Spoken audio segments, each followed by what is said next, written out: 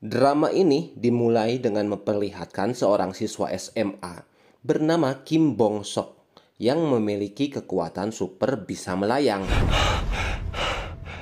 Ibunya yang bernama Lee Mi Hyun selalu khawatir pada anaknya sehingga setiap hari Kim Bong Sok dituntut untuk makan yang banyak dan membawa beban puluhan kilo agar tubuhnya tidak mudah melayang. Reaksi ini berkaitan dengan kondisi perasaan Bong Sok, di mana saat kondisi hatinya tenang, ia bisa mengendalikan tubuhnya. Namun, saat dalam kondisi gugup atau bersemangat, tubuhnya mulai tidak terkendali dan bisa melayang. Di tahun ketiga SMA-nya, Bong Sok berkenalan dengan seorang wanita yang tidak sengaja ia temui. Ia adalah seorang gadis bernama Jang Hee-soo. Pertemuan yang tidak disengaja berujung pada pertemanan baik karena Hee-soo diketahui menjadi siswi baru di sekolah Bong Sok. Dan ternyata mereka berada di kelas yang sama. Hee-soo tumbuh bersama ayahnya yang membuka kedai ayam goreng. Mereka baru pindah ke wilayah itu, sehingga sang ayah baru memulai usaha ayam goreng di sana. Sedangkan Bong Sok, ibunya membuka kedai tongkatsu atau babi goreng tepung. Merasa memiliki banyak kesamaan, dua siswa yang tidak mempunyai teman ini pun berakhir menjadi teman baik. Walaupun di sisi Bong Sok, ia memiliki sedikit benih cinta untuk Hee-soo karena parasnya yang cantik. Sehingga tak jarang Bong Sok hampir saja akan melayang jika ia berada di dekat Hee-soo. Beberapa guru termasuk kepala sekolah dan satpam sekolah sepertinya mengetahui bahwa di SMA itu terdapat beberapa murid yang memiliki kekuatan super.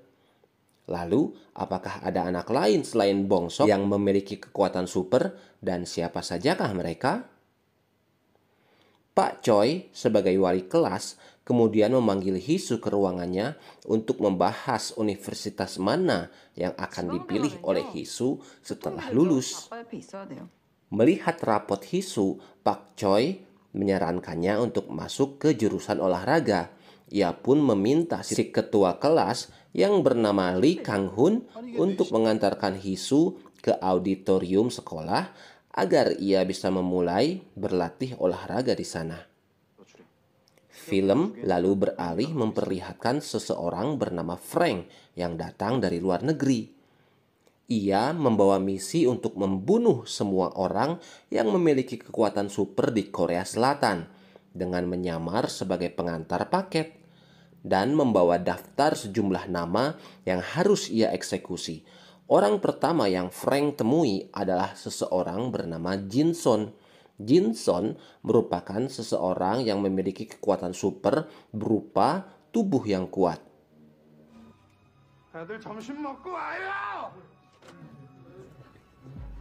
Sesuai tugasnya, Frank berusaha melawan Jin-son. Namun karena Frank memiliki kekuatan regenerasi, sehingga ia pun mampu menyembuhkan lukanya dalam sekejap. Dan hal itulah yang membuatnya mampu mengalahkan Jin-son dengan mudah. Kabar kematian Jin-son pun langsung tersebar di dunia maya. Ibu Bong Sok melihat berita itu dan menyadari bahwa keselamatan Bong Sok sedang terancam. Ia pun menyiapkan senjata yang sudah lama ia simpan untuk berjaga-jaga jikalau pembunuh Jin-chon juga mengincar nyawa anaknya. Dari tindakan Ibu Bong Sok, ia seperti sudah berpengalaman dalam hal ini, atau mungkin saja ia juga merupakan salah satu manusia super yang diincar oleh Frank. Tak hanya Ibu Bong Sok, seorang lelaki tua dan asistennya juga terlihat membahas kematian Jin-son. Sepertinya ia mengetahui sesuatu tentang para manusia super, atau mungkin ia adalah orang yang mengembangkan para manusia super tersebut. Film lalu flashback ke Bong Sok yang masih kecil, dibawa oleh ibunya untuk mencari rumah yang baru. Ia yang sudah terbilang bukan bayi selalu digendong dan diikat dengan erat oleh ibunya karena sang ibu takut Bong Sok akan melayang. Mereka kemudian menemukan sebuah gedung yang disewakan untuk dijadikan sebagai tempat tinggal, dan di sanalah Bongsok dan ibunya hidup bersama membuka kedai 이제 여기가 tonkatsu 우측이야. sambil bersembunyi dari dunia luar. Saat akan membeli daging, penjualnya menatap Bongsok dan ibunya dengan tatapan aneh. Ia menyarankan agar ibu Bongsok mulai membiasakan anaknya untuk tumbuh seperti anak-anak normal. Karena bagaimanapun, Bongsok akan semakin besar dan ia tidak mungkin harus selalu bergantung kepada ibunya. Nah, sejak saat itulah sang ibu pun melatih Bongsok untuk bisa mengendalikan kekuatannya dan tumbuh menjadi anak yang normal. 내 감정에 영향을 받는다는 나를 향해 4 tahun kemudian, Bongsok yang sudah masuk sekolah sangat mengidolakan seorang tokoh superhero yang bisa terbang. Salah satu temannya pun menunjukkan kemampuannya untuk melompat dari besi permainan. Bongsok juga ingin menunjukkan kemampuannya itu di hadapan teman-temannya.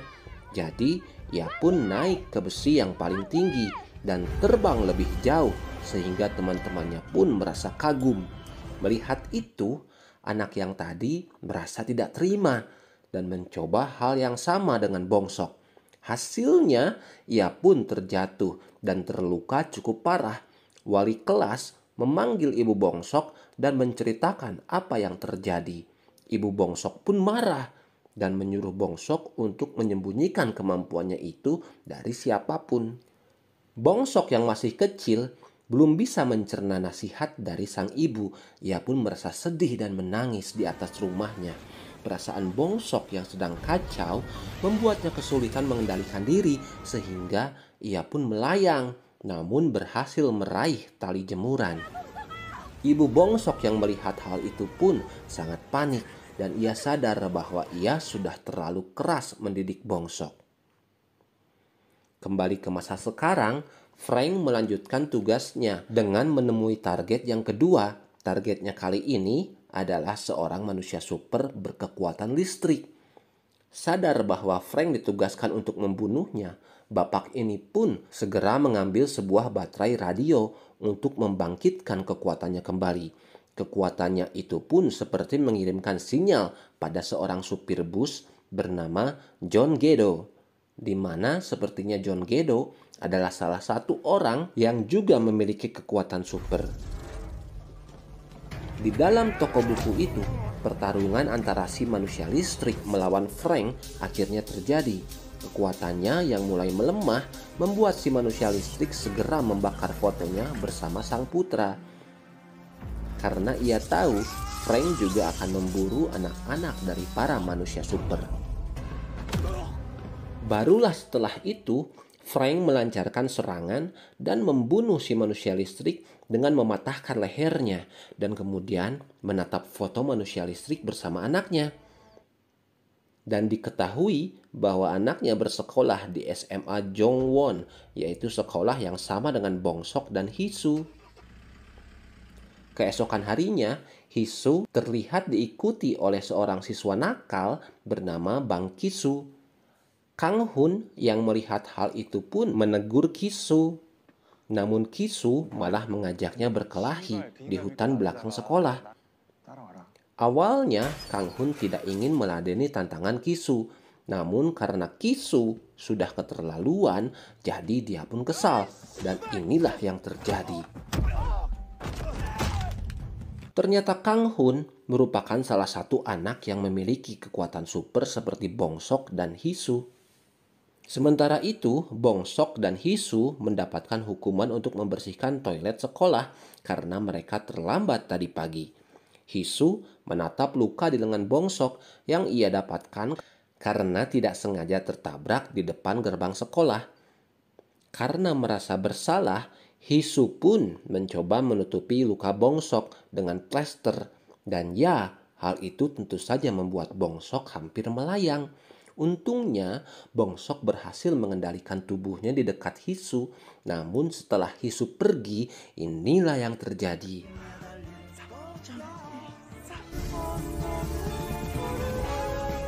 Sesampai di kedai, Hisu menunjukkan seragam barunya pada sang ayah dan menceritakan bahwa ia sudah menentukan jurusan olahraga untuk kuliahnya. Awalnya, ayah Hisu tampak tidak setuju dengan keputusan itu, apalagi Hisu tidak mendiskusikan hal itu terlebih dahulu dengan ayahnya.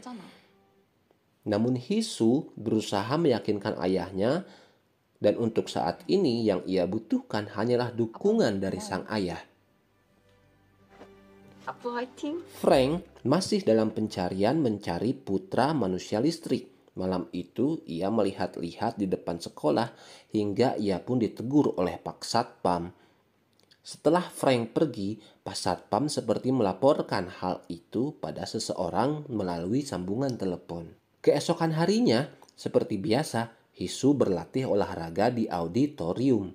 Tanpa disadari, di sana juga ada Kang Hun yang sebelumnya diperintahkan oleh wali kelas untuk menyalakan pembersih udara di dalam auditorium tersebut. Karena sudah terlanjur terjebak di sana, Kang Hun pun memutuskan untuk melihat Hisu berlatih. Saat sedang melatih lompatannya, kaki Hisu tiba-tiba terkilir, namun Bongsok tiba-tiba lebih dulu sehingga Kang Hun tidak bisa menghampiri Hisu.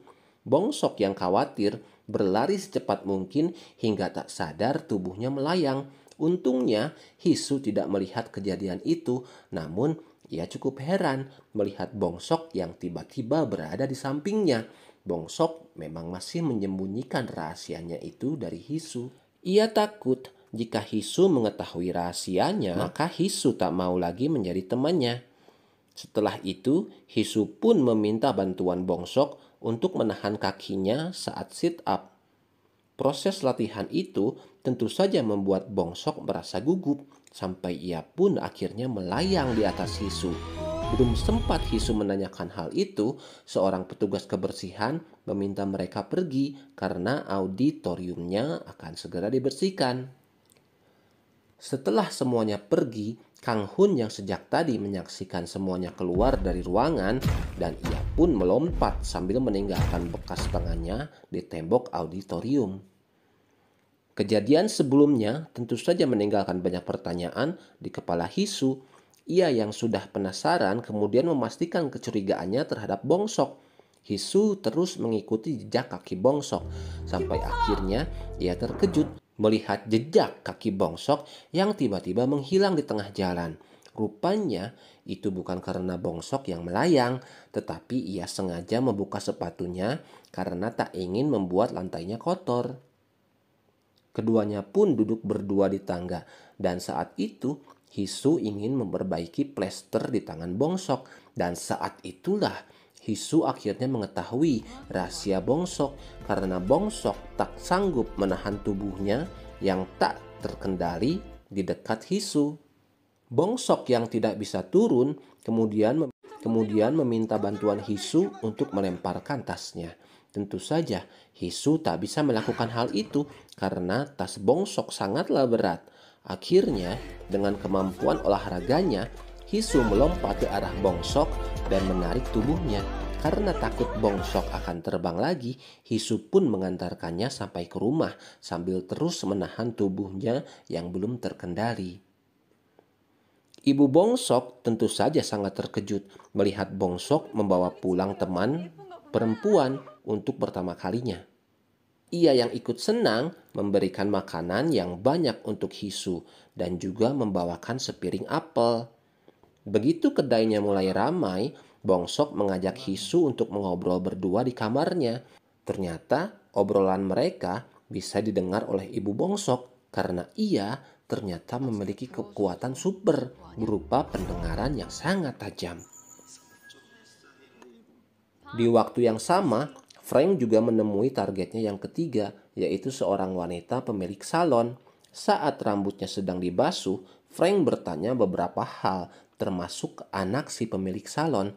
Hal itu pun membuat si pemilik salon curiga dan mengetahui bahwa Frank datang untuk membunuhnya.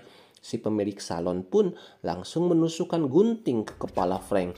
Namun karena kekuatan regenerasinya yang bisa menyembuhkan lukanya itu dengan cepat, Frank masih selamat. Duel di antara keduanya pun berlangsung dengan sangat sengit. Si pemilik salon memiliki kekuatan untuk membidik musuhnya walaupun mereka berada di tempat yang berbeda. Namun meskipun berkali-kali terkena tembakan, Frank tetap saja tidak mati. Sampai akhirnya Frank membalikan keadaan dan berhasil membunuh si pemilik salon dengan sadis. Setelah berbincang cukup lama, Hisu pun berpamitan untuk pulang. Ibu Bongsok yang melihat Hisu pulang sendirian menyuruh Bongsok untuk menyusul Hisu dan mengantarkannya sampai ke halte bus. Bongsok kemudian berlari mengejar Hisu dan sekarang ia tak ragu melayang di depan Hisu agar bisa sampai lebih cepat. Di waktu yang sama, ayah Hisu juga sempat berpas-pasan dengan Frank di gedung yang sama tempat si pemilik salon dibunuh. Untungnya, tidak ada apapun yang terjadi di antara mereka dan mereka berpisah begitu saja. Ayah Hisu kemudian mengantarkan pesanan ayam goreng pada beberapa orang yang berpenampilan seperti preman. Orang yang memesannya ini ingin membayar menggunakan kartu, namun karena kedai ayam ayah Hisu baru dibuka, jadi ia pun belum memiliki mesin pembayaran kartu. Si pemesan pun akhirnya marah dan menyuruh ayah Hisu untuk kembali saat memiliki mesinnya. Ayah Hisu tak ingin mencari masalah dan dengan sabar meninggalkan mereka walaupun ayam gorengnya belum dibayar. Setelah mengetahui rahasia Bongsok, Hisu akhirnya jujur tentang rahasianya sendiri yang tak disangka. Hisu juga ternyata memiliki kekuatan super, yaitu tidak bisa terluka. Di sekolah lamanya, Hisu bahkan melawan 17 siswa pembuli sekaligus, namun ia tidak terluka sama sekali. Sebaliknya, 17 siswa pembuli itu mengalami luka serius sehingga ayahnya harus mengganti rugi cukup banyak dan terpaksa pindah ke kota lain untuk memulai bisnis dari awal. Melanjutkan obrolan Hisu dan Bongsok mengenai kekuatan super yang Hisu miliki, semuanya berawal sejak kejadian mengerikan yang menimpa Hisu dan ibunya. Belum jelas apakah itu adalah penyerangan dari pihak lain atau kecelakaan. Yang pasti dalam kejadian itu ibu Hisu meninggal dunia. Setelahnya, Hisu dan sang ayah pindah ke wilayah lain untuk meninggalkan jejak serta kenangan bersama sang ibu, agar Hisu dan ayahnya bisa memulai kehidupan baru yang lebih baik. Uniknya, Hisu dan ayahnya tak pernah menetap di satu wilayah untuk waktu yang lama, di mana setelah 3 tahun mereka biasanya akan pindah lagi ke wilayah yang lain. Singkat cerita, Hisu pun tumbuh besar dan bersekolah di sebuah SMA. Saat itu, ayah Hisu mulai kasihan pada putrinya yang selalu berpindah-pindah tempat, sehingga tidak memiliki satupun teman. Akibatnya, sang ayah memutuskan untuk tinggal di wilayah itu, dan kebetulan di sana ayah Hisu juga mendapatkan pekerjaan yang baik. Hisu menyadari kekuatan super yang ia miliki, namun karena tak ingin membuat masalah, jadi ia pun menutupi kekuatan itu dari siapapun. Waktu pun berlalu. Di tahun terakhir SMA, seorang siswi bernama Hewon pindah ke sekolah Hisu. Gadis itu berasal dari keluarga yang sangat kaya, namun setiap hari ia selalu dibully oleh siswi-siswi yang lain. Hisu yang mengetahui hal itu cukup terganggu, namun ia tak bisa membela Hewon karena ia juga tak ingin membuat masalah, apalagi ini adalah tahun terakhir di SMA. Jadi Hisu selama mungkin menahan diri agar ia tidak mengecewakan ayahnya. Hari demi hari, pembulian yang terjadi semakin parah sehingga Hisu melaporkan hal itu kepada Pak Guru. Semua siswi nakal itu pun disidang oleh Pak Guru dan diancam jika ada laporan lagi maka mereka semua akan dikeluarkan dari sekolah. Ancaman itu bukannya membuat para siswi itu cerah, melainkan mereka malah semakin bersemangat membuli Hewon karena mereka tidak terima telah dilaporkan kepada Pak Guru. Ketua kelas pun akhirnya turun tangan dan mencoba menahan ketua pembuli yang mulai berani menggunakan benda tajam. Namun apa daya, pacar ketua pembuli itu malah datang dan menyiksa ketua kelas sampai babak belur.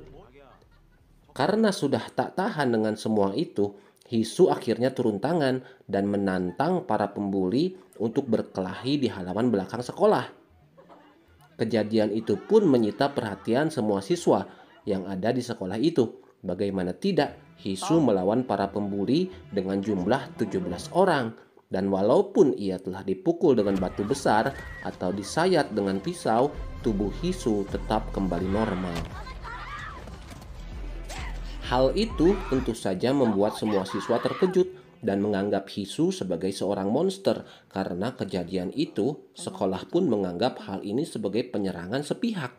Karena nyatanya Hisu tidak mengalami cedera atau luka sedikit pun. Hisu akhirnya dikeluarkan dari sekolah dan semua harta ayahnya habis untuk membayar biaya pengobatan para siswa yang terluka. Hisu yang sedih menyalahkan keadaan tubuhnya pada sang ayah. Ayahnya pun menjawab bahwa Hisu mewarisi kekuatan super itu dari dirinya dan sifat selalu membela yang lemah ia warisi dari sang ibu. Ayahnya yakin ibunya pasti bahagia di surga saat mengetahui bahwa Hisu memiliki kekuatan super seperti sang ayah, karena itu artinya Hisu tidak akan terluka.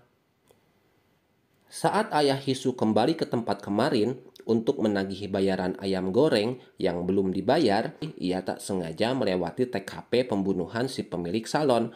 Hal itu pun membuatnya tertarik. Begitupun dengan ibu Bongsok. Dan di sini kita juga belum mengetahui apakah para manusia berkekuatan super ini saling mengenal atau tidak.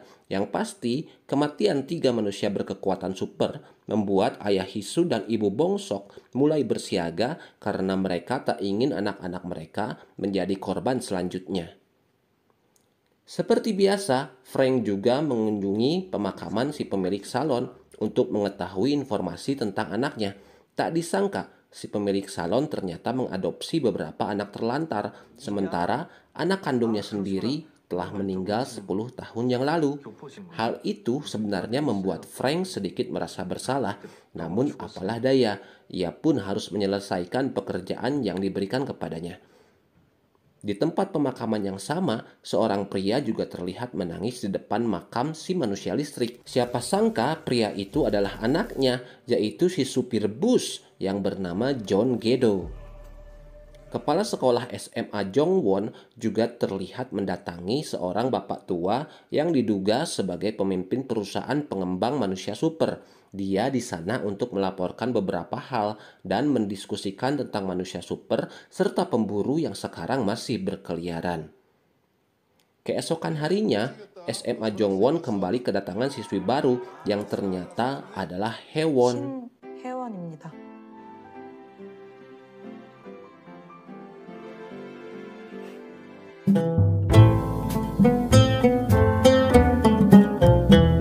Film lalu flashback memperlihatkan kehidupan John Gedo. Ia yang memiliki kekuatan super diharapkan memiliki tubuh yang optimal, namun sayangnya nilai olahraganya sangat buruk, sehingga wali kelas menyarankannya untuk masuk jurusan komunikasi atau entertainment.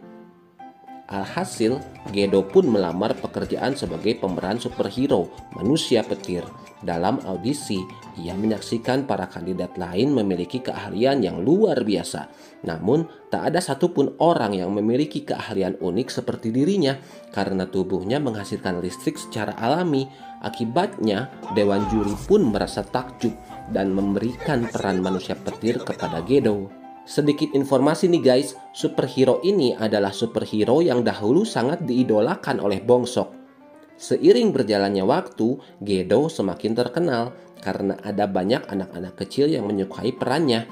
Namun, akibat keistimewaan yang ia miliki, tak jarang Gedo kesulitan mengendalikan kekuatannya hingga beberapa kali merusak properti acara dan membuat pihak penyelenggara mengalami kerugian.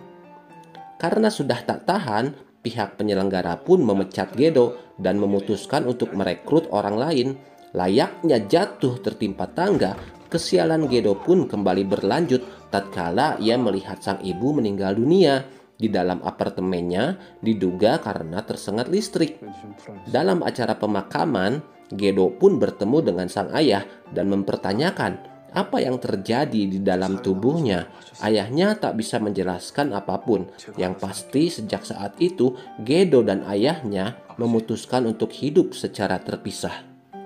Dalam keterpurukan, Gedo mendapatkan pekerjaan baru karena ia berhasil memperbaiki generator bus dengan kekuatan listrik yang ia miliki. Sejak saat itulah Gedo bekerja sebagai seorang supir bus yang secara kebetulan selalu mengantarkan Bongsok ke sekolah sejak masuk SMA. Dan sekarang, setelah mengetahui kematian sang ayah, Gedo pun bertekad untuk menemukan pelakunya demi membalaskan dendam atas kematian ayahnya. Besok harinya, Bongsok berangkat ke sekolah dengan perasaan yang buruk. Entah apa yang ia rasakan, yang pasti akhir-akhir ini Bongsok merasa stres menjalani kehidupannya. Saat sedang makan di kantin, Bongsok dan yang lainnya melihat Kiso yang kembali memancing amarah Kang Hun. Untungnya saat itu Kang Hun dapat menahan diri untuk tidak menghajar Kiso di hadapan teman-temannya. Di kantor pengembangan manusia super, ketua dan asistennya akhirnya mendapatkan identitas Frank. Dari penelusurannya, Frank adalah anak dari Korea Selatan yang diadopsi dan dipindahkan ke Amerika Serikat. Ia yakin nama Frank diambil dari abjad F, yang berarti ia adalah anak keenam yang telah diadopsi. Dan pihak Amerika pasti telah mengembangkan anak-anak seperti Frank untuk dijadikan sebagai senjata yang akan membunuh para manusia super di Korea Selatan. Kembali ke Bongsok, ia terburu-buru pulang ke rumah karena HP-nya yang mati dan ia takut ibunya khawatir. Momen itu sepertinya tidak tepat karena saat itu Frank ditugaskan untuk membunuh ibu Bongsok. Tak lama kemudian, Frank pun akhirnya sampai di kedai tonkatsu. Ibu Bongsok yang mengenalinya tidak langsung menyerang, melainkan berpura-pura tidak mengenal Frank. Sambil menyiapkan tonkatsu, ibu Bongsok mengirimkan pesan kepada putranya dan menyuruhnya untuk tidak pulang ke rumah terlebih dahulu. Namun, karena HP-nya mati, Bongsok pun tetap pulang ke rumahnya dan ia sengaja diperlakukan sebagai pelanggan oleh sang ibu. Hal ini dilakukan agar Frank tidak mengetahui identitas Bongsok sebagai putranya. Tepat di waktu yang sama, ketua mengatur pertemuan dengan orang yang memberikan perintah penyerangan kepada Frank. Ia memaksa orang Amerika itu untuk menunda penyerangan jika ia tak ingin hubungan kerjasama Amerika dan Korea Selatan yang sudah terjalin baik akan menjadi hancur. Pria itu pun langsung menghubungi Frank dan memintanya untuk menunda penyerangan terhadap ibu Bongsok. Walaupun tetap saja Frank sudah terlanjur mengetahui alamat ibu Bongsok dan status Bongsok sebagai putranya. Setelah Frank pergi, ibu Bongsok sangat marah karena Bongsok telah ceroboh membuat HP-nya mati total.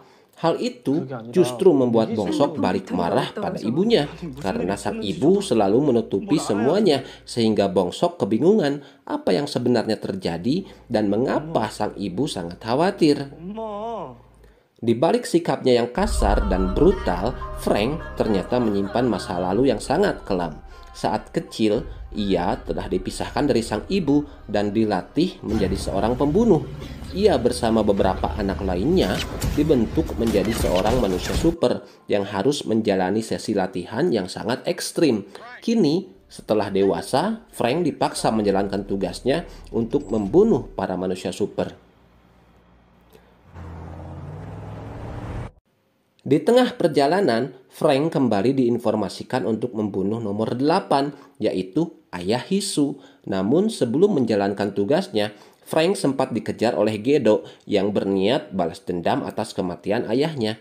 Dengan mobil busnya, Gedo mengejar mobil Frank sampai terjadilah aksi kejar-kejaran di antara mereka. Begitu keduanya berhadapan, Frank langsung menyadari identitas Gedo dan mengalahkannya dalam beberapa pukulan.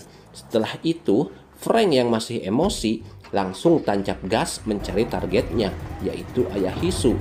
Saat menemukannya, Ayah Hisu langsung ditabrak dari belakang dan dilindas dengan mobilnya beberapa kali sampai Frank memastikan bahwa Ayah Hisu telah meninggal dunia. Namun saat Frank berpikir tugasnya telah selesai, Ayah Hisu justru bangkit kembali karena tubuhnya tak bisa cedera atau terluka sama seperti Hisu. Setelah berhasil membuat Frank pingsan, Ayah Hisu melihat berkas-berkas berisi identitas para manusia super yang harus dibunuh oleh Frank. Saat Frank sadar, Ayah Hisu memaksanya memberitahu siapa yang menyuruhnya dan apa tujuannya melakukan semua ini. Namun, karena Frank tidak menjawab, perkelahian di antara keduanya pun dilanjutkan sampai ke dalam mobil box. Setelah pertarungan yang begitu panjang, Ayah Hisu pun akhirnya berhasil mengalahkan Frank. Tapi guys, di sini Mimin belum bisa memastikan apakah Frank tewas atau tidak, mengingat tubuhnya yang bisa beregenerasi. Hari demi hari, para siswa Jongwon terus mempersiapkan diri untuk ujian akhir yang semakin mendekat. Hisu juga tak ketinggalan menyemangati Bongsok hingga rela datang langsung ke rumahnya. Bongsok yang melihatnya pun langsung bersemangat dan menghampiri Hisu. 화이팅 해주고 싶어서 온 건 좀이고. Hingga tak terasa, hari ujian pun telah selesai, kecuali Hisu yang masih harus mengikuti beberapa ujian universitas jurusan olahraga. Pak Wali kelas mengizinkan para siswa untuk menikmati waktu luang mereka sambil menonton Hisu yang masih terus berlatih. Karena berlatih begitu keras, Hisu tampak tidak sadar bahwa baut di alat olahraganya sudah terlepas, dan saat itulah Kang Hun dengan sigap berlari secepat flash dan berhasil menyelamatkan Hisu. Aksi Kang Hun itu pun sempat terekam oleh salah satu siswi yang sedang ngevlog, dan tentu saja hal itu langsung viral di dunia maya. Kejadian itu juga membuat Bongsok merasa iri kepada Kang Hun karena ia merasa dengan kekuatan yang ia miliki, ia pun seharusnya bisa menyelamatkan Hisu lebih cepat. Namun karena kekuatannya itu tak pernah dilatih, ia pun merasa kekuatan yang seharusnya menjadi hal yang spesial justru malah seperti aib baginya. 유출된 모든 영상을 삭제하고. Di tengah heningnya malam, Bongsok pun meluapkan emosinya sambil mencoba terbang meskipun terjatuh berkali-kali. Ibu Bongsok kemudian datang dan bertanya apa yang Bongsok lakukan, karena sejak awal sang ibu terus menyuruh Bongsok untuk menyembunyikan kekuatannya itu. Bongsok akhirnya meluapkan semua unek-uneknya selama ini, di mana semua batasan yang dibuat oleh sang ibu membuat Bongsok selalu insecure dan merasa lemah. Ibunya pun mengungkapkan bahwa semuanya ini ia lakukan demi kebaikan Bongsok karena sang ibu tak ingin Bongsok berakhir seperti ayahnya. Tak disangka, mimpi yang selama ini Bongsok lihat adalah kenangan masa kecilnya bersama sang ayah yang bebas terbang di atas awan. Lantas, di mana sebenarnya ayah Bongsok selama ini? Di akhir episode ini, kita diperlihatkan kepada seorang prajurit Korea Utara yang dikirim ke Korea Selatan untuk melakukan sebuah misi.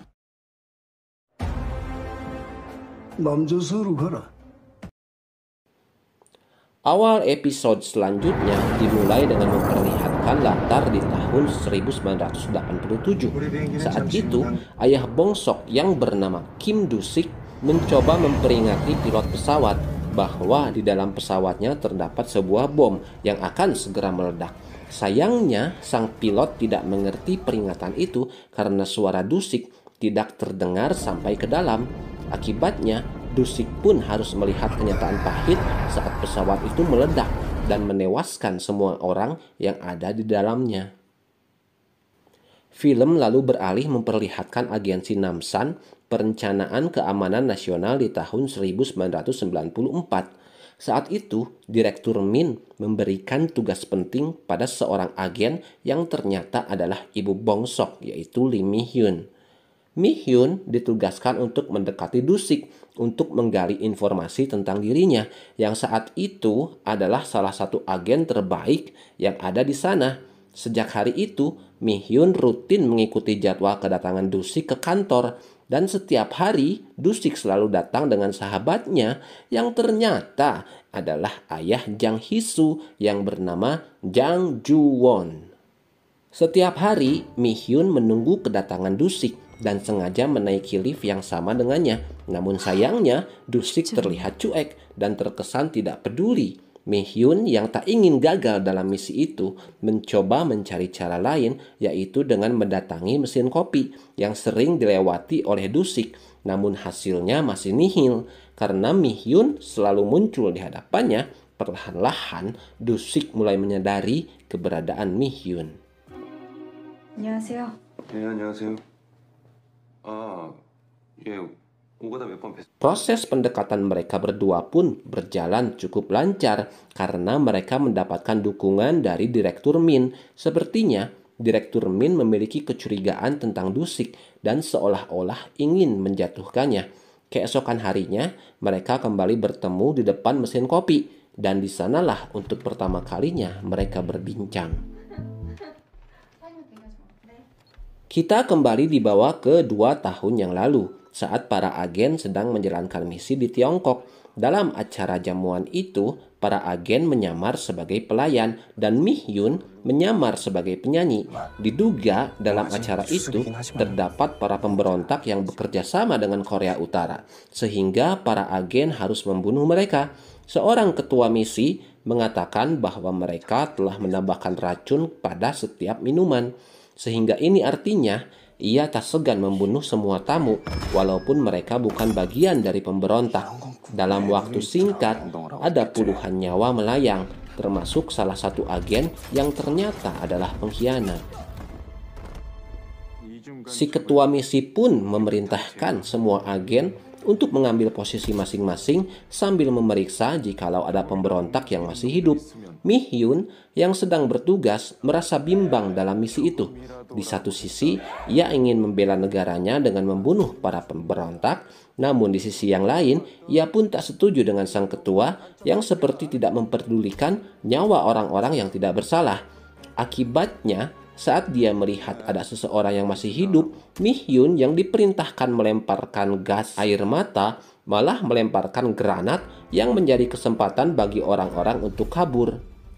Lee Min-hyun sadar bahwa perbuatannya itu secara tidak langsung juga menyelamatkan beberapa pemberontak yang masih hidup. Dan tentu saja hal ini akan berdampak besar pada karirnya sebagai seorang agen.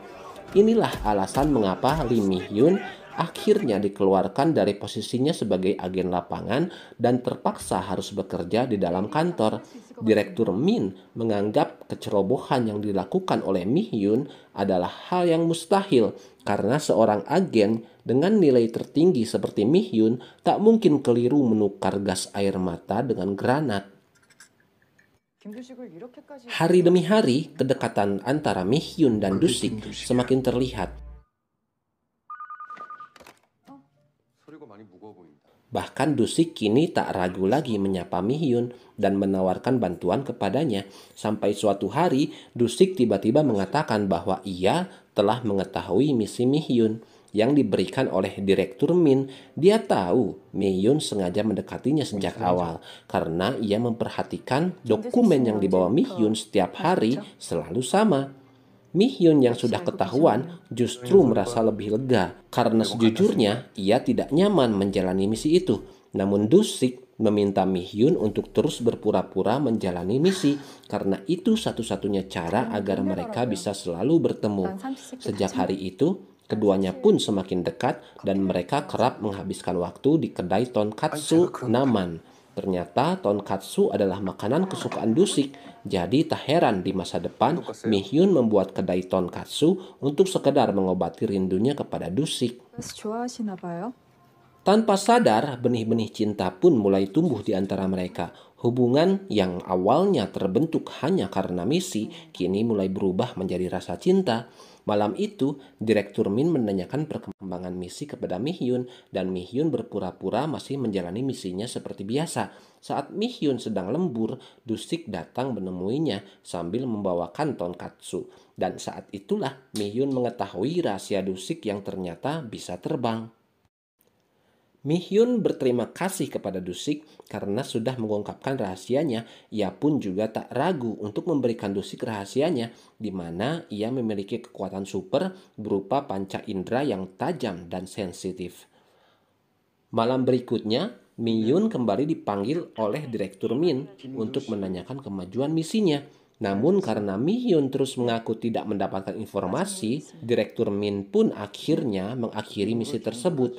Rupanya Direktur Min sudah mengetahui kalau Mi-hyun selama ini telah membohonginya. Ia sengaja memasang kamera tersembunyi dan penyadap suara di tempat-tempat 보면 볼수록 이상하더라고. 마치 누군가 일부러 놔준 것 같은 느낌. bahwa dalam misi di Tiongkok, Mi-hyun bukanlah satu-satunya yang melakukan kesalahan. Namun di sana juga ada Dusik yang juga sengaja melepaskan para pemberontak. Dan rupanya dari insiden itulah Direktur Min sudah menduga chemistry di antara mereka berdua. 내가 둘을 엮어보기로 한 거지.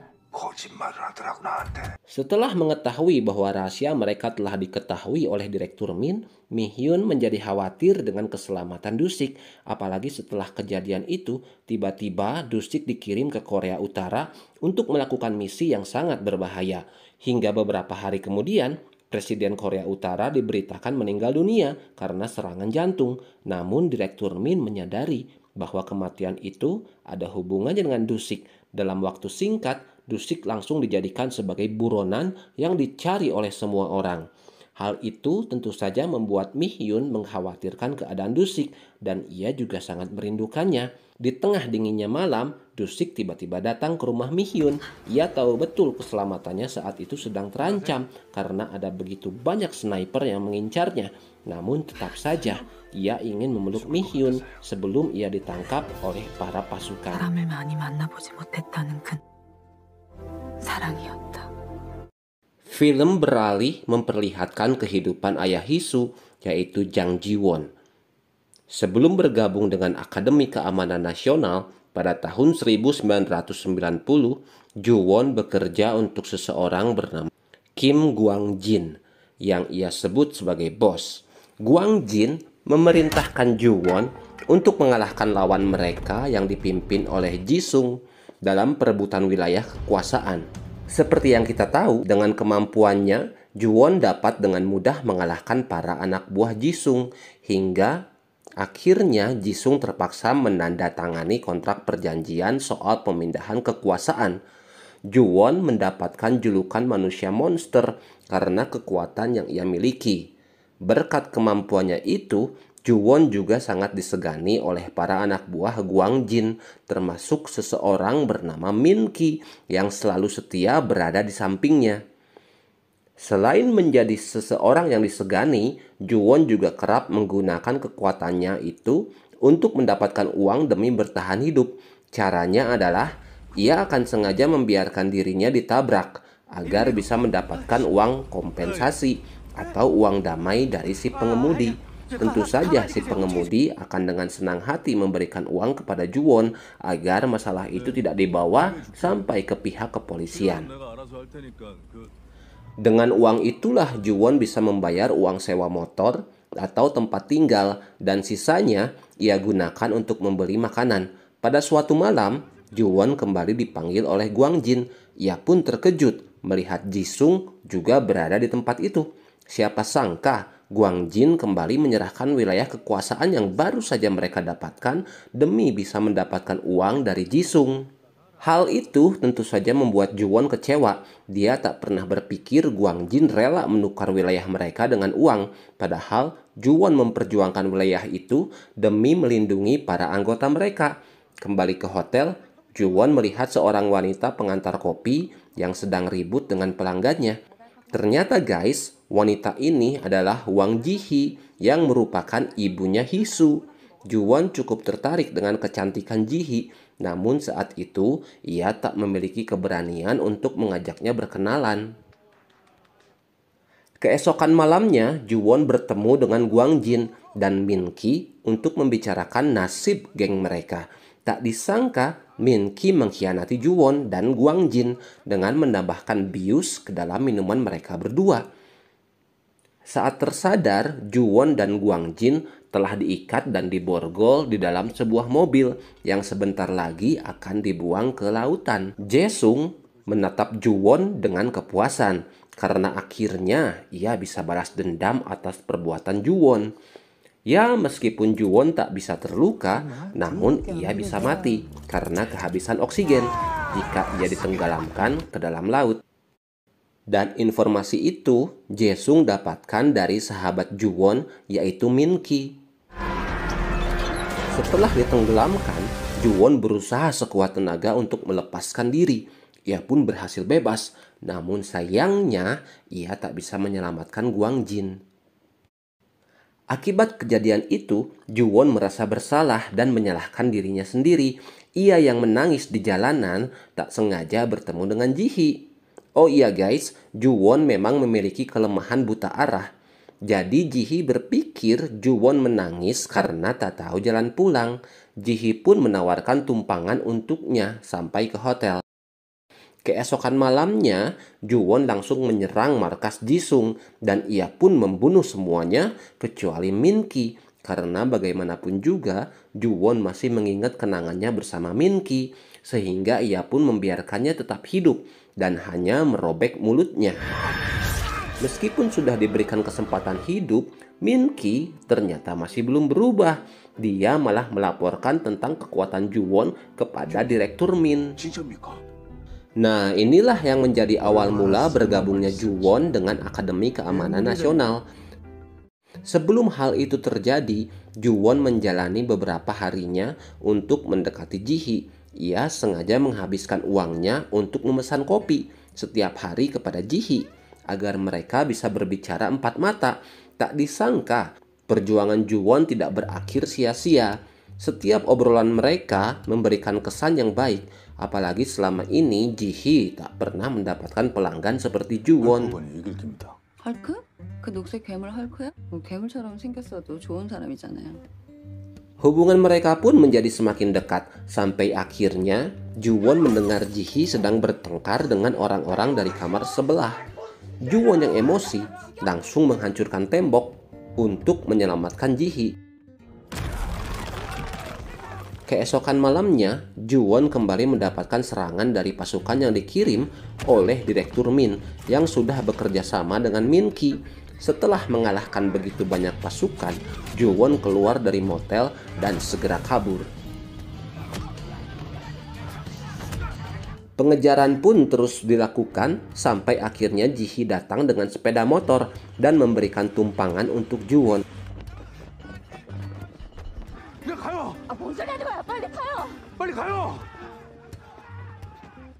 Keduanya pun kabur sangat jauh. Namun dari arah berlawanan, mobil pasukan Min-ki menabrak mereka. Untungnya Juwon berhasil melindungi Ji-hee dan ia pun mendapatkan bantuan dari Kim Do-sik. Setelah kejadian inilah Juwon resmi bergabung dengan Agensi Keamanan Nasional di bawah pimpinan Direktur Min dan ia menjadi rekan kerja Kim Do-sik. 6 bulan kemudian barulah Juwon pergi ke kedai kopi untuk menemui Ji-hee. Setelah bergabung dengan Agensi Keamanan Nasional, Juwon dan Do-sik menjadi partner yang sangat kompak. Mereka biasa membagi tugas di mana Juwon akan mengamankan dari bawah, sementara Do-sik akan membantu dari atas. Dari yang awalnya sekedar partner, hubungan keduanya perlahan-lahan berubah menjadi persahabatan yang sangat erat. Film lalu beralih langsung ke momen saat Do-sik ditangkap. Setelah berpelukan, Mi-hyun tiba-tiba menodongkan pistol ke arah Do-sik. Hal itu pun membuat Do-sik sangat terkejut, hingga ia pun menjatuhkan pisau peninggalan mendiang ayahnya dan lantas menyerahkan diri pada petugas. Do-sik kemudian dibawa ke kantor untuk menghadap Direktur Min. Sesampai di kantor Direktur Min, Do-sik membuat keributan dengan menyandera Direktur Min.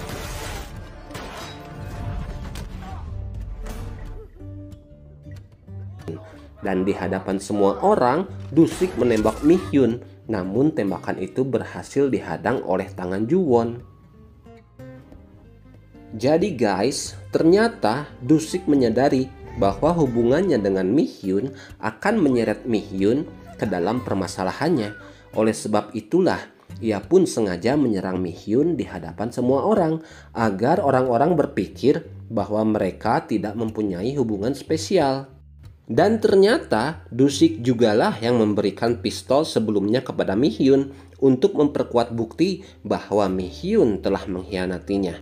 Hal yang sama juga diinstruksikan kepada Ju-won karena selama sesi latihan menembak, Ju-won selalu meleset mengenai tangan target. Oleh sebab itulah ia sengaja memberikan petunjuk agar Ju-won melindungi Mi Hyun dengan tangannya. Sejak kejadian itu, Agensi Keamanan Nasional resmi dibubarkan dan Du-sik tak pernah terlihat lagi. Selama berbulan-bulan, Mi Hyun melanjutkan kehidupannya sebagai PNS sambil terus mengharapkan kedatangan Du-sik. Sampai akhirnya di hari salju pertama, Du-sik muncul di hadapan Mi Hyun untuk menepati janjinya, yaitu mengajak Mi Hyun terbang melihat hamparan salju. Singkat cerita, akhirnya mereka menikah dan memiliki seorang putra bernama Bong Sok. Mereka memilih hidup di tempat terpencil dan menghabiskan waktu sebagai petani buah apel. Sejak Bong Sok masih bayi, Mi Hyun dan Du-sik sudah mengetahui keistimewaan Bong Sok yang seperti ayahnya. Hal itulah yang membuat keduanya semakin khawatir karena mereka tak ingin Bong Sok memiliki nasib yang sama seperti Du-sik. Di waktu yang sama, Direktur Min bergabung dengan Badan Intelijen Nasional dan membangun kembali Agensi Keamanan Negara. Keesokan harinya, Bong Sok yang sudah beranjak menjadi anak-anak tertarik melihat seekor kupu-kupu. Ia pun mengejar kupu-kupu itu hingga ia tak sadar bahwa dirinya telah melayang. Mi Hyun berteriak mencari Bong Sok. Du-sik yang mendengarnya langsung terbang mencari anaknya dan ia pun menemukan Bong Sok yang sedang menangis ketakutan. Karena kejadian itu, Mi Hyun selalu mengikat tubuh Bong Sok agar ia tidak hilang lagi. Suatu hari, seorang lelaki tua memberi apel di rumah mereka dan ternyata lelaki tua itu adalah kepala sekolah Jongwon atau anak buah Direktur Min. Informasi keberadaan Du-sik dan keluarganya pun langsung diketahui oleh Direktur Min. Ia pun mengirim beberapa pasukan untuk mengepung rumah Du-sik. Hingga akhirnya Du-sik ditangkap. Sementara Mi Hyun berhasil kabur bersama Bong Sok. Ia mengekang Bong Sok dan tidak memperbolehkannya menunjukkan kekuatan pada siapapun karena ia tak ingin Bong Sok berakhir seperti Du-sik yang sampai saat ini belum diketahui keberadaannya. Film lalu beralih pada cerita kehidupan Ju-won dan Ji-hee. Saat itu keduanya sudah menikah dan belum memiliki anak. Ju-won yang melanjutkan hidup sebagai PNS merasa tidak cocok dengan pekerjaannya itu. Ia pun menyampaikan hal itu kepada Ji-hee dan Ji-hee berkata bahwa ia akan selalu mendukung apapun yang Ju-won inginkan. Tak disangka, Direktur Min menemui Ju-won di kantornya dan menawarkan pekerjaan sebagai anggota keamanan negara. Ju-won yang sudah rindu dengan dunia pertarungan akhirnya setuju bergabung dengan Direktur Min. Ia pun lalu dikirim dalam sebuah misi untuk menangkap mata-mata dari Korea Utara.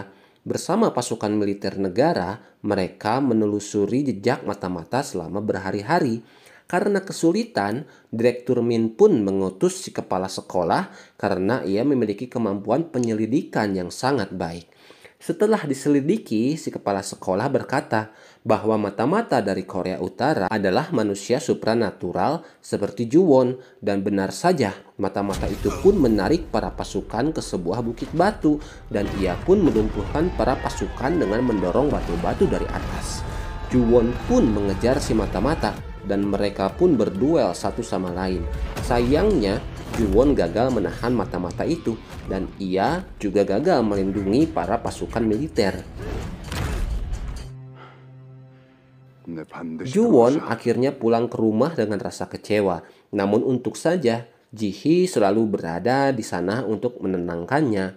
Beberapa hari kemudian, Ju-won diperkenalkan pada para anggota Black Team yang dibentuk oleh Direktur Min. Mereka adalah Ji-chon, si manusia listrik, dan Naju. Singkat cerita, Ji-hee akhirnya hamil dan melahirkan anak perempuan yang diberi nama Jang Hee-soo. Kebahagiaan keluarga itu pun semakin lengkap dengan kehadiran Hee-soo di tengah-tengah mereka. Namun, kebahagiaan itu seketika sirna saat Ju-won mendapatkan kabar tentang kecelakaan yang telah merenggut nyawa Ji-hee. Dan hanya Hee-soo yang dapat diselamatkan. Dari sinilah Juwon bersyukur saat mengetahui Hisu selamat karena memiliki keistimewaan sama seperti dirinya. Namun, di saat yang sama, Juwon harus menelan kepedihan karena ia telah kehilangan wanita yang sangat ia cintai.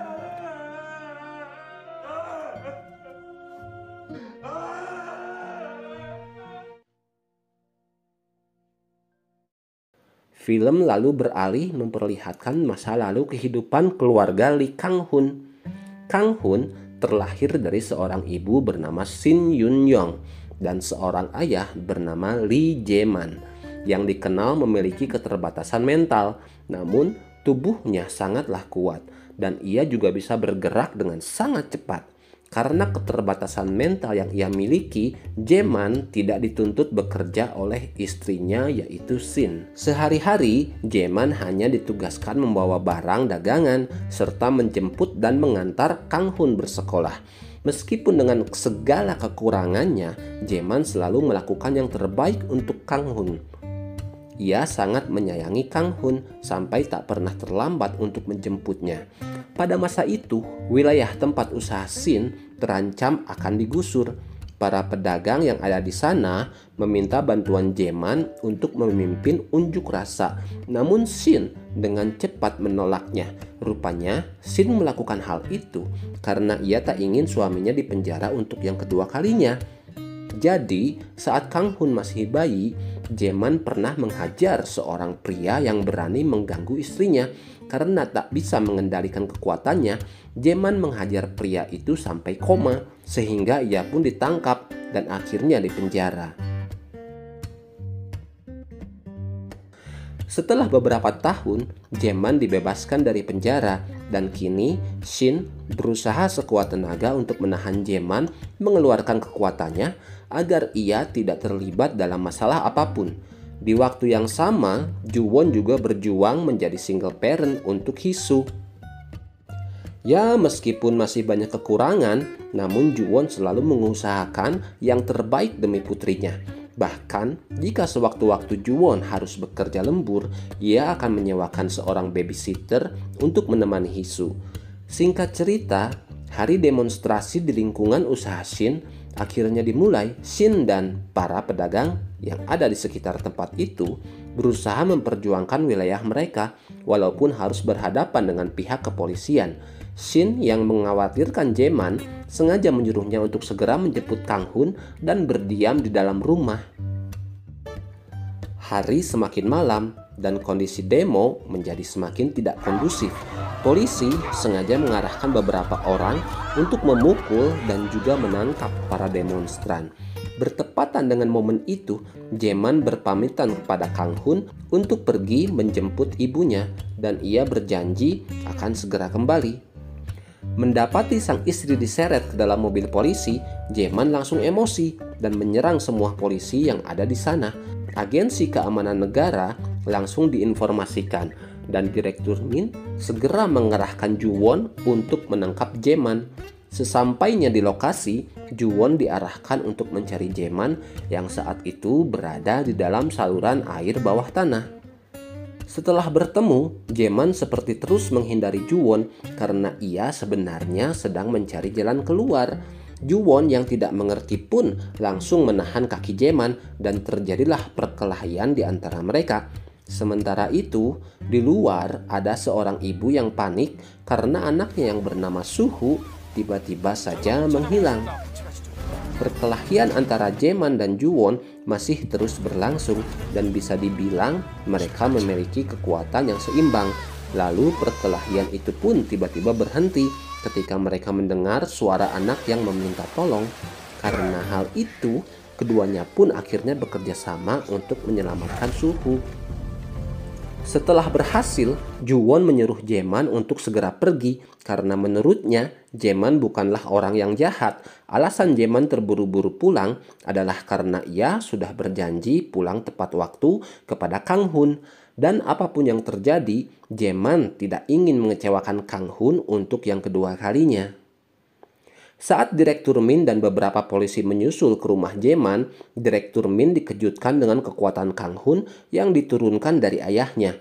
Hal itu pun membuat Juwon khawatir kepada Hisu dan berpikir bahwa Direktur Min pasti akan melakukan sesuatu pada anak-anak para manusia supranatural. Makanya tak butuh waktu lama untuk Juwon langsung mengemasi barang-barangnya dan mengajak Hisu untuk segera pindah ke tempat yang lain. Jadi itulah dia guys, latar belakang kehidupan keluarga Hisu, Bongsok, dan Kang Hun. Hingga kini, ketiga anak istimewa itu akhirnya dipertemukan. Informasi tentang kekuatan yang diturunkan pada anak-anak manusia supranatural juga dibenarkan oleh si kepala sekolah karena ternyata ia berada di lokasi kecelakaan ibunya Hisu. Namun ia tidak menyelamatkannya untuk melihat bagaimana kekuatan Hisu. Begitupun dengan Bongsok yang ia lihat diikat dan digendong oleh ibunya. Kembali ke masa sekarang, video Kang Hun dan Hisu menjadi perbincangan di media massa. Hal itu pun juga dilihat oleh ibu Bongsok dan ayah Hisu sehingga mereka pun khawatir dan mencoba melakukan sesuatu. Di aula olahraga, Bang Kiso terlihat memperhatikan tempat kecelakaan kemarin dan ia merasa seperti ada sesuatu yang janggal. Dia seolah dibawa melihat ke masa lalunya saat ia meringis kesakitan, namun Pak Hyun tidak melakukan apapun. Pada saat Hisu berterima kasih pada Kang Hun karena sudah menyelamatkannya, mereka sempat berbincang sebentar hingga terungkaplah bahwa Kang Hun telah direkrut menjadi bagian agensi keamanan negara sejak ia masih duduk di bangku SMP. Hal itu pun disampaikan langsung oleh Pak Kepala Sekolah dan setelah lulus SMA nanti Kang Hun akan mulai bertugas. Pastinya semua itu tanpa sepengetahuan orang tua Kang Hun karena jika mereka tahu, mereka mungkin saja tidak akan mengizinkannya. SMA Jongwon semakin mencurigakan, mulai dari satpam, guru, murid, hingga tukang sapunya patut dicurigai.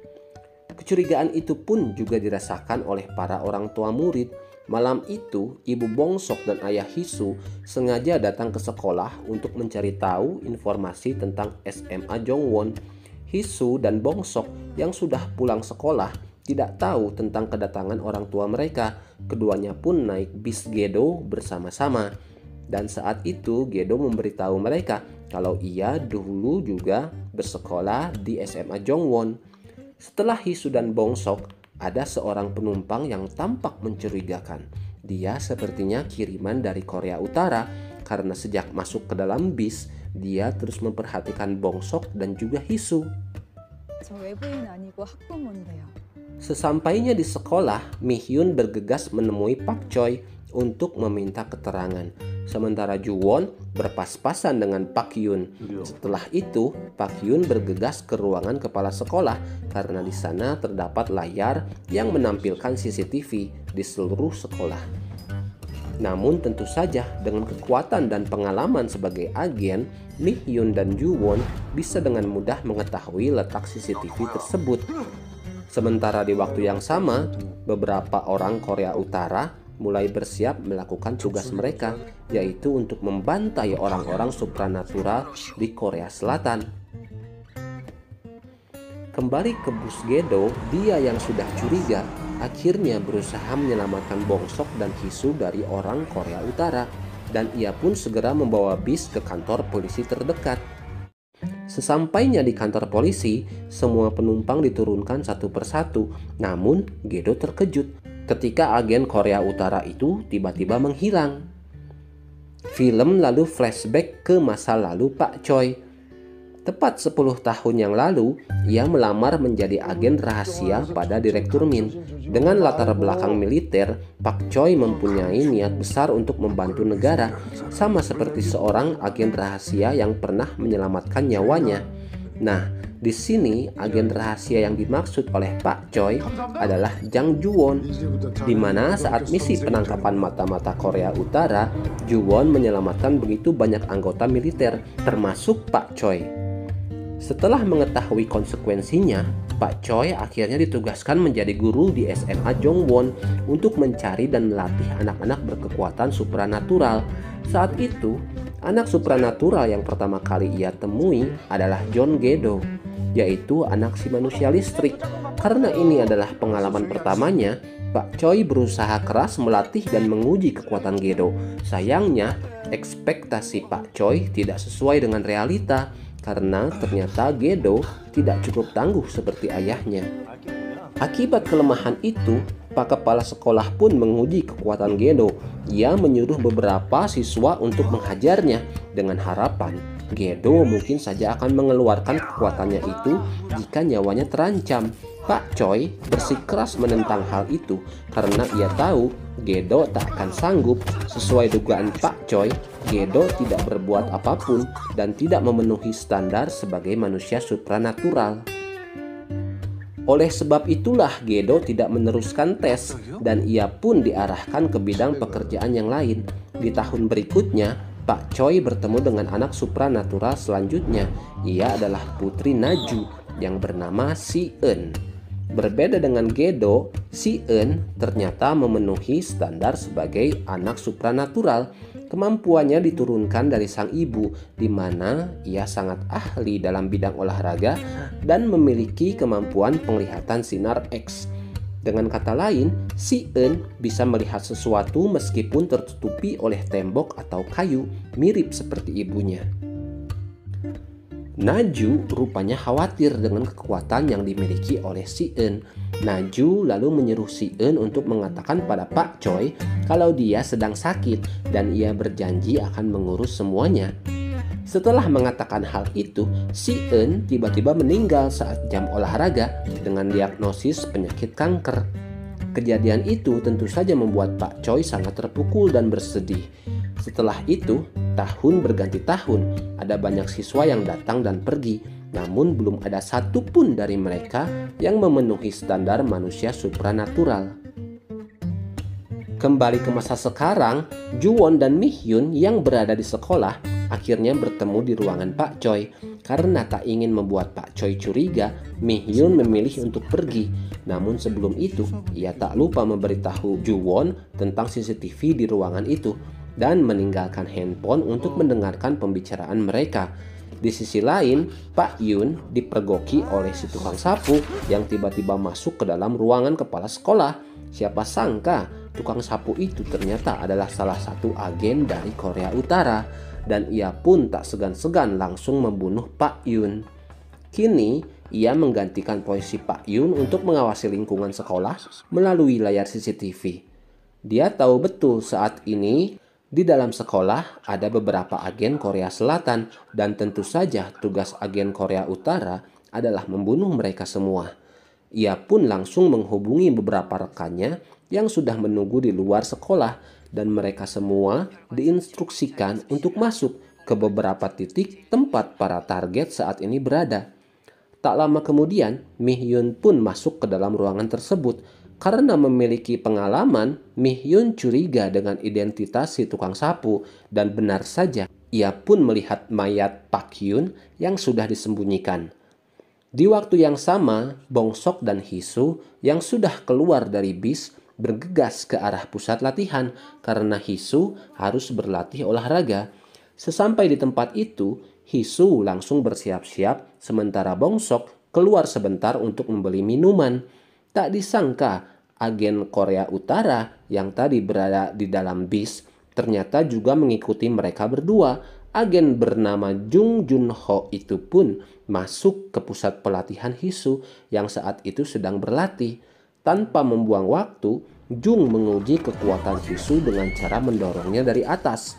Dengan cara itulah Jung akhirnya mengetahui kekuatan Hisu, yaitu regenerasi. Masih belum merasa puas, Jung membawa Hisu terbang lebih tinggi dan bersiap menjatuhkannya. Untung saja saat itu Bong Sok dapat mendengar suara teriakan Hisu sehingga ia pun memberanikan dirinya untuk terbang melewati jendela demi bisa menyelamatkan Hisu. Untuk pertama kalinya, Bong Sok berhasil menggunakan kekuatannya untuk terbang, bukan hanya sekedar melayang. Kembali ke Mi-hyun, setelah mengetahui bahwa si tukang sapu adalah agen Korea Utara, keduanya pun sempat berduel. Namun Mi-hyun mendengar suara langkah kaki agen Korea Utara yang lain. sehingga ia pun memutuskan untuk kabur. Seorang agen Korea Utara bernama BJH kemudian masuk ke dalam ruangan tersebut. Ia pun menegaskan tugas para agen, yaitu mendapatkan file atau berkas tentang para manusia supranatural yang berada di tangan Pak Choi. Namun, si tukang sapu meminta para agen untuk membunuh semua orang terlebih dahulu karena semua yang ada di dalam sekolah malam ini terlibat dengan manusia supranatural. Mi-hyun yang berada jauh dari sana segera menutup CCTV dengan bongkahan salju sambil bergegas ke ruangan listrik. Di sana, ia pun sengaja mematikan listrik sekolah agar si tukang sapu tak bisa memantau mereka melalui CCTV. Sementara itu, dua agen Korea Utara lainnya, yaitu Kim Dok-kyun dan raksasa yang besar Kang Wei saat itu berada di ruangan Pak Choi, tempat Ju-won berada. Tak ingin berlama-lama, kedua agen itu pun langsung meminta berkas manusia supranatural kepada Pak Choi. Pak Choi tentu saja tidak akan menyerahkan berkas itu begitu saja, karena sebagai seorang guru, ia pun tak ingin membahayakan nyawa para siswa. Tiba-tiba saja terdengar suara teriakan Kiso dari arah luar. Pak Choi pun diminta mengamankan Kiso dan para murid lain. Sementara Ju-won akan menghadapi Kim dan juga si raksasa. Di waktu yang sama, Kang Hun yang baru keluar dari ruangan belajar bertemu dengan seorang agen Korea Utara bernama Park Chan-il. Tentu saja ia mengenali wajah Kang Hun dari video yang beredar. Bertepatan dengan itu, Kang Hun mendapatkan telepon dari ibunya. Namun di tengah sambungan telepon, sang ibu mendengar suara teriakan Kang Hun dan segera memberitahu suaminya. Lee Jae-man tentu saja panik mendengar putranya berada dalam bahaya, sehingga ia pun segera berlari menuju ke sekolah.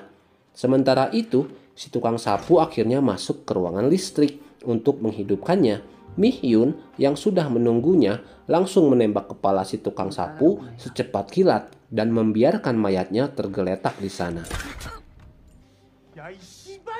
Saat ini, situasi para manusia supranatural Korea Selatan memang sedang dalam bahaya.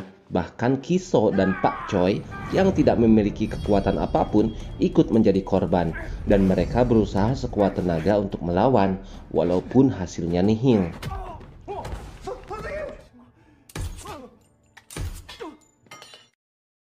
Harapan satu-satunya yaitu Ju-won, namun kali ini Ju-won harus berusaha menghadapi dua orang sekaligus. Awalnya, duel antara Ju-won dan si raksasa Kwon berhasil dimenangkan oleh Ju-won. Namun, rupanya Ju-won terlalu cepat merasa menang karena setelah itu si raksasa menghajar wajahnya sampai penyok.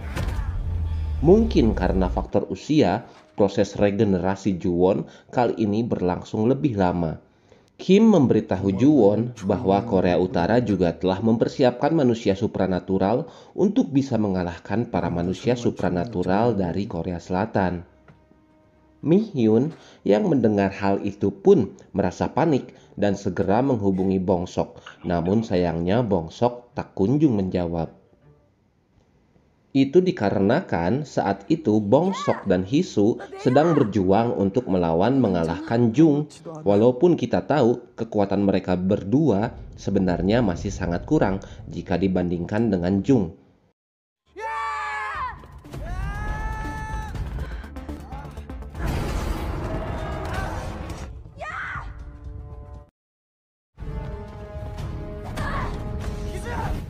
Kembali ke Mi-hyun. Setelah membunuh si tukang sapu, kini ia pun berhadapan dengan Bae Jae-hak untuk menyelamatkan Pak Choi dan juga Kiso. Terjadilah adu tembak antara mereka berdua, namun kemampuan panca indera yang dimiliki oleh Mi-hyun membuatnya berhasil membunuh Bae dalam sekejap.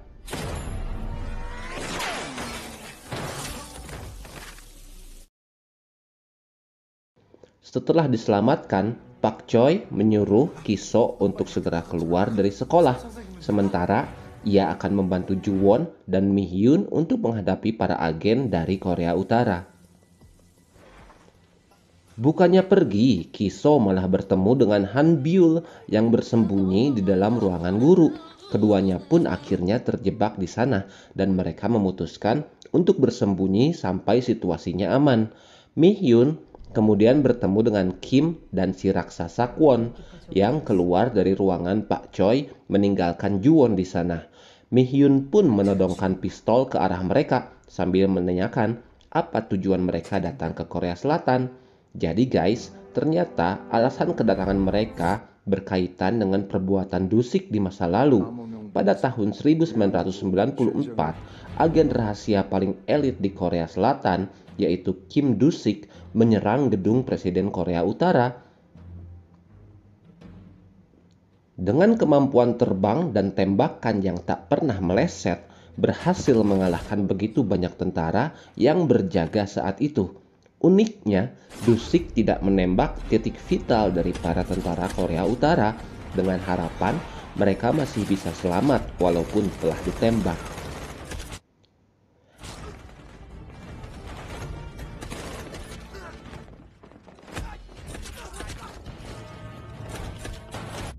Sebelum masuk ke kamar presiden, Dusik kembali dihadang oleh Kim. Lagi-lagi, Dusik berhasil mengalahkannya. Namun, Kim memohon agar Dusik tidak masuk ke dalam kamar presiden. Dusik menolak permintaan itu dan berhasil memotong jari telunjuk Kim yang saat itu akan menembaknya.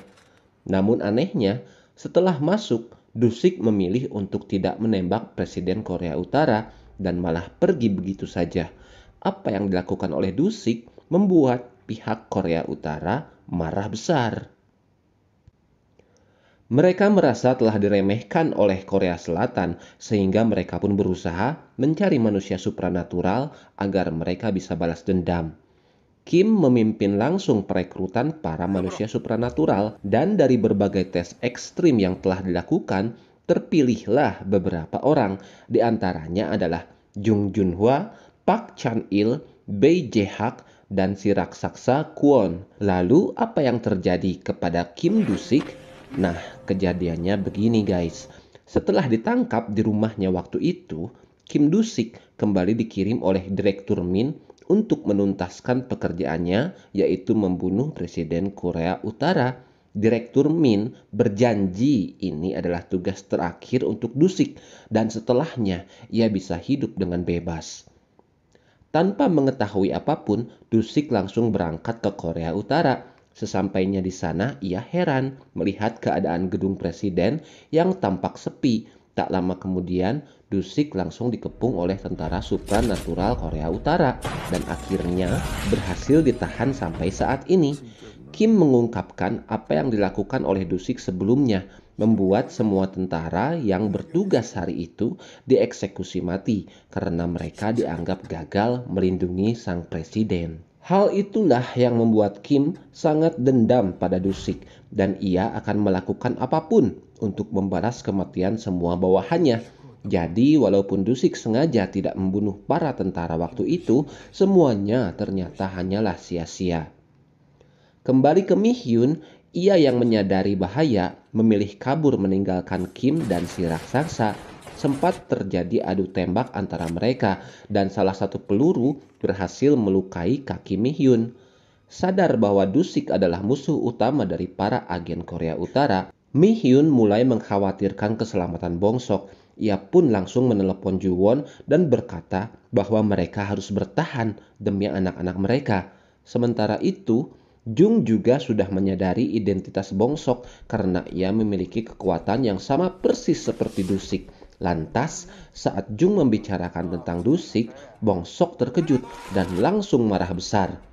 Kemarahannya itulah yang membuat Bong-sok berhasil meningkatkan kemampuannya dan berkat kerjasamanya dengan Hisu, Jung pun berhasil dilumpuhkan. Tak lama kemudian, Kim Do-kyun menelepon salah satu agen Korea Utara lainnya yang masih berada di dalam bagasi mobil. Agen yang berkekuatan supranatural itu adalah seseorang bernama Lim Ji-suk. Sementara itu, Kang Hun masih berhadapan dengan Park. Park berhasil menyerang Kang Hun berkali-kali. Namun ia heran mengapa Kang Hun tak bisa membalas serangannya. Karena jika dibandingkan dengan Park, kekuatan Kang Hun memang tidak ada apa-apanya. Untung saja Pak Choi datang di saat yang tepat dan mencoba menyelamatkan Kang Hun. Dengan berbekal sebuah pistol, Pak Choi berhasil mengalihkan perhatian Park.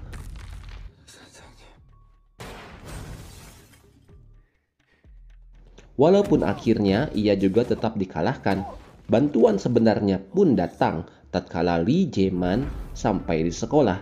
Ia pun sangat marah melihat Kang Hun dalam keadaan yang babak belur. Dengan cepat, Jae-man menyerang Park tanpa henti sampai ia akhirnya dibunuh dengan tembakan dari Mi-hyun. Di luar, Ju-won yang sudah pulih kini kembali berhadapan dengan si raksasa. Karena keduanya sama-sama memiliki kekuatan regenerasi, jadi mereka pun berduel adil dengan cara saling memukul secara bergantian. Meskipun bobot tubuhnya jauh lebih kecil daripada Kwon, namun Ju-won ternyata berhasil mengalahkannya. Dari gedung seberang, Lim Ju-sok memperhatikan para agen Korea Selatan. Karena timnya dalam kondisi yang amburadul, ia pun mengeluarkan kekuatannya untuk membalas serangan. Jadi, kekuatan Lim adalah gelombang besar yang berasal dari tepukan tangannya.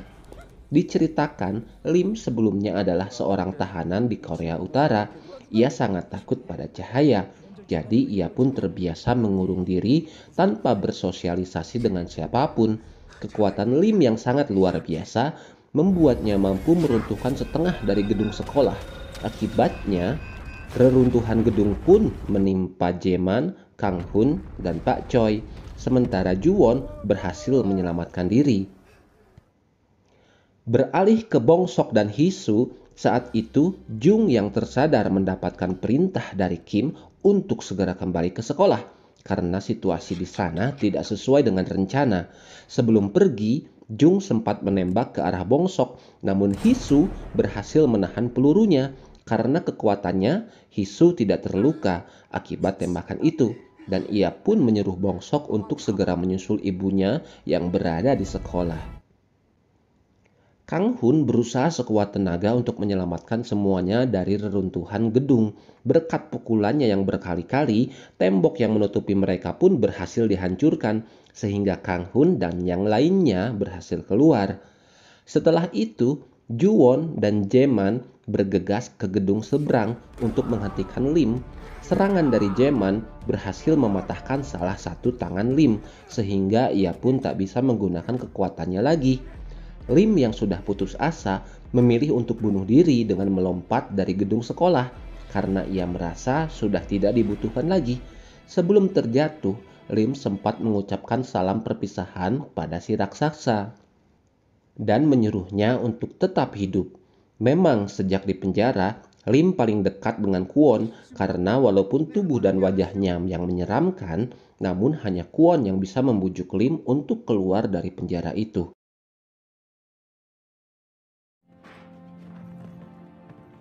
Saat terjatuh, Lim memanfaatkan satu tangannya untuk memukul tanah, dan akibat hal itu, tanah pun terbelah hingga sebagian besar gedung sekolah akhirnya roboh. Untung saja Pak Choi, Kang Hun, Ki-soo, dan Ham Byul sudah berada di luar gedung sekolah, jadi mereka pun masih berhasil selamat. Yang bahaya saat itu justru adalah Ju-won dan juga Jae-man. Dengan keadaan tubuhnya yang tertusuk besi, Ju-won berusaha keras menahan tubuh Jae-man. Setelah melemparkan Jae-man ke tempat yang aman, Jae-man malah meninggalkan Ju-won karena ia ingin pulang bersama dengan Kang Hun.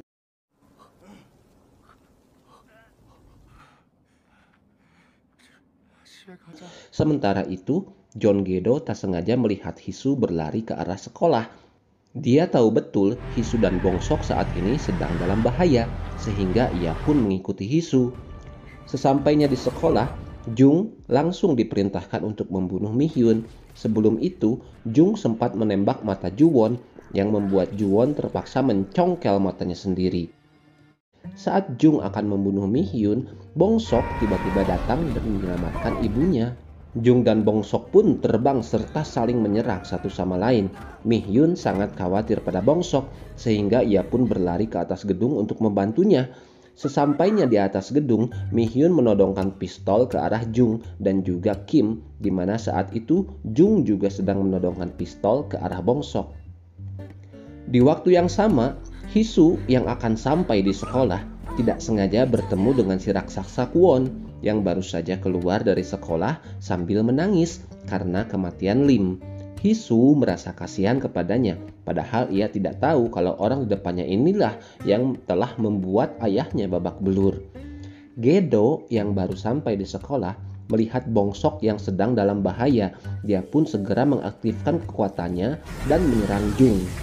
Jung yang terluka lantas diminta untuk segera kembali ke Korea Utara karena bagaimanapun juga Kim sadar bahwa saat ini para agen Korea Utara telah banyak yang gugur, jadi mustahil bagi mereka untuk menang melawan agen Korea Selatan. Memang sejak awal Kim tidak pernah setuju dengan misi itu. Ia mendesak pimpinan bahwa banyak anak-anak tak bersalah yang akan terlibat jika misi itu tetap dijalankan. Namun pimpinan tidak menerima pendapat Kim karena baginya mengalahkan agen Korea Selatan akan mengembalikan harga diri Korea Utara yang telah rusak. Kim yang tidak punya pilihan lain akhirnya terpaksa menuruti sang pimpinan walaupun semuanya berakhir seperti ini. Sebelum terjatuh dari atas gedung, Mi-hyun sempat menahan Kim karena Mi-hyun ingin mengetahui informasi tentang keberadaan Dusik saat ini. Sayangnya, Kim tidak menjawab pertanyaan Mi-hyun dan memilih untuk menjatuhkan dirinya sendiri dan akhirnya tewas. Getaran di sekitar gedung membuat polisi yang sedang berpatroli merasa curiga dan langsung mengunjungi SMA Jongwon. Sesampainya di sana, mereka tidak diperbolehkan masuk oleh si penjaga sekolah karena ternyata ia adalah anggota dari Badan Intelijen Negara. Beberapa hari kemudian, siswa SMA Jongwon merayakan hari kelulusan mereka. Memang sejak insiden saat itu, Bong-sok sudah tak pernah terlihat lagi sehingga ia tidak hadir dalam acara kelulusan. Semua siswa kemudian berfoto dengan keluarga mereka masing-masing untuk mengabadikan momen bahagia itu. Pak Choi kemudian menyerahkan berkas penting manusia supranatural itu kepada Ju-won karena merasa Ju-won adalah orang yang paling tepat untuk menjaga berkas tersebut. Seperti yang pernah dikatakan, setelah lulus, Kang Hun pun akhirnya bergabung dengan Departemen Keamanan Negara. Ia melakukan hal itu demi menghapus jejak kriminal sang ayah agar ayahnya bisa hidup dengan bebas. Setelah selesai berbicara dengan Direktur Min, Kang Hun terkejut melihat Shin Hye-won yang berada di gedung tersebut. Siapa sangka Shin Hye-won ternyata adalah atasan dari Direktur Min. Hye-won juga diketahui memiliki kekuatan awet muda sehingga ia pun berumur jauh lebih tua dari Direktur Min. Suatu malam, Ju-won datang ke sebuah tempat dan di sana ia ternyata membunuh si kepala sekolah. Sementara di Korea Utara, Jung juga menemui sang pimpinan dan ia pun membunuh pimpinannya tersebut.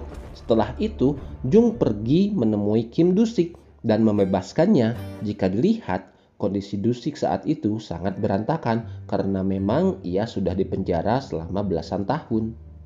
Sesampainya di Korea Selatan, Dusik langsung menemui Direktur Min dan membunuhnya. Para agen ini memang sudah muak dengan pimpinan mereka yang hanya memanfaatkan kekuatan mereka selama ini. Tapi Dusik tidak tahu kalau bos yang sebenarnya bukanlah Direktur Min, melainkan Hye-won.